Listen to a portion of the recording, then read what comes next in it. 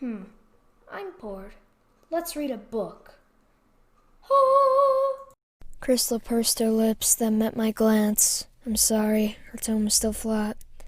Crystal, the first time I could have told you about the road was last night. Could you have done anything about it any earlier? Besides, I don't even know there were any Rizzards as roads in Kyphros until I found that one and I came straight to Kyphrian. The stiffness finally receded. I am sorry, it's that bad? I asked. Yes, it's that bad. Maybe worse. Look around. I did for a long time. Then I swallowed. Fully a third of the guard were bandaged or otherwise disabled or incapacitated. Most of the sub-officers were women, and most of the men were scarcely older than I was. I should have seen it. No matter how good she was with the blade, no matter how smart and mature, a woman would not have ended up as number 2 officer in a kingdom's military force in little more than a year, unless the losses were so horrendous or the talent pool small. I suspected both. I'm sorry, I'll do what I can.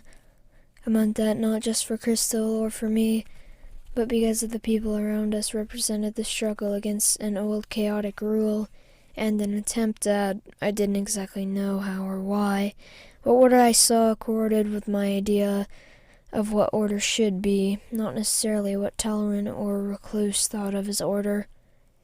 Thank you. Commander, will there be any additional mounts? Commander, how do we get the duty rotation? Commander. I edged away, letting Crystal deal with the guards who approached, marveling at her patience and understanding.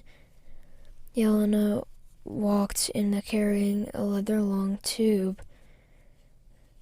I gestured to her, and a commandeered at a near empty table. Do you have one that shows the border beyond the South Brook? After sifting through the parchments, she laid an older map on the table, smoothing it out. Some of the mountains were named, and the road line matched what I had remembered, but the pattern of the peaks was not complete. I measured roughly, thought, and measured. Finally, I noticed an area. In this area, it runs due east and west. I tried to describe the thin valley that should be able to see beyond the illusions, and what the road looked like, and how long-gone wizards of Friven had planned off the sides of the mountains to build their roads, and has used order as well somehow. Chaos to destroy the mountains, and to create the hidden road valleys, and order to reinforce the stonework and the bridges. Can you pass that on to someone else? Asked Crystal. I hadn't realized she stood behind us. I think so, responded Yelena. You still want me to escort the Order Master? If you find that acceptable. Yelena nodded. How many and when do we leave? 2 plus yourself. Crystal looked to me for the second answer. Shortly, the sooner we leave, the sooner. I didn't know it would be sooner. Or even exactly I might discover, but all of us were running out of time. Where are we headed? Asked Yelena, explaining that took a bit longer and more struggle with the maps. But there was an old road that looked like it where I wanted, and if the maps are correct, joined with the old main Central Pass road that led to Saranin. That was the road that no one took any longer because they never seemed to arrive on the other side of the Westthorns. Finally, I looked up. That's the best I can do. Yelena? It'll be interesting, Commander. Interesting. That was one way of putting it. Well, I guess I'll have Gerlach. What? Do you have a mount? Oh, Gerlach is in the stables by the gate. We will meet you there. Yelena inclined her head to Crystal. Honor, Commander. Honor, Leader. I followed Crystal from the mess into the main yard, where we stopped in an open space. Make sure you're doing this for yourself, Laris. I shook my head. Nothing's that simple. I guess not. She smiled with her mouth, not her eyes. Then try to do it mostly for your reasons. I'll do what I must, and we'll sort out the reasons later, all right? She nodded. Fair enough. I won't say to take care, but do come back to sort out those reasons. Until later. Till later. I looked down, then back into her black eyes, seeing the tiredness again. She raised her hand in a gesture that was part benediction, part salute, and I inclined my head to her. Then turned while I could. I did not look back, but kept my eyes fixed on the building that was the stable. Yelena and the two others waited, already mounted, as I walked up with my staff and pack. "Where's your pass?" demanded the ostler. Oh, God. I never bothered to get anyone to sign the danged parchment square. Just a moment. "Leader Yelena?" "Yes, Ordermaster." "I forgot to have the sub-commander autograph this pass." "Autograph?" I kept from shaking my head at the brown-haired sub-officer with the long nose and square chin. "A pass to release my horse." "If you want a pass, get your horse." She rode into the stable in front of me. "On official business for the sub-commander, and none of this crap about passes." The ostler was backing into a corner as Yelena threatened to ride him down. I ignored them both and grabbed my saddlebags. "That's a horse?" asked the sub-commander. "No, this is Gerlach. You don't think I could really hide one of those monsters you use, do you?" "Glad you recognize it, Ordermaster." I almost fell off Gerlach when she smiled back. The other two looked at each other and kept their mouths closed as we rode out through the gates into Kaifrian. Even the gray drizzle that had begun to fall, the city was light, whitewashed walls, red tile roofs and limestone or marble-paved streets. People talked like a city of hundreds of Shervins. Best breads in Kaifros, by exclusive patronage of the Audarch, and you could have crossed the river barefoot, he drank so much. Never have I seen an animal drink so much, and beyond that, your fortune, not even a copper. Who will grudge a mere copper for knowing that all will befall you? "Ezra," I said, "there has to be none of that. None of that." "Ezra," that's what I told her. But, of course, she didn't listen. Why would she listen, with her high house and her silk gowns? I eased Gerlach closer to Yelena.